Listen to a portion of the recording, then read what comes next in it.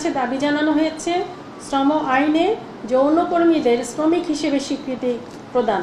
এবং এটি আমাদের কাছে আসলে শুধু অদ্ভুতই মনে হয়নি, একটি ঔদ্ধত্যপূর্ণ দাবি বলে মনে হয়েছে। ইসলামের পরিভাষায় পতিতাবৃত্তিকে জেনা এবং ব্যভিচার বলে আখ্যায়িত করা হয়। এই প্রসঙ্গে মহান আল্লাহ পাক পবিত্র কোরআনে ইরশাদ করেন, তোমরা ব্যভিচারে নিকটবর্তী হয়েও না, নিশ্চয়ই এটি অশ্লীল কাজ এবং মন্দর পথ। এটি সূরা বনী ইসরাইলের 32 নম্বর আয়াত।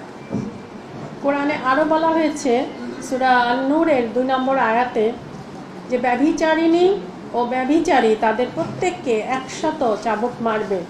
তোমরা যদি আল্লাহ পরকালে ঈমান রাখো তবে আল্লাহর দিনের ব্যাপারে তাদের প্রতি করুণাবোধ যেন তোমাদেরকে প্রভাবান্বিত না করে, আর মুমিনদের একটি দল যেন তাদের শাস্তি প্রত্যক্ষ করে। এই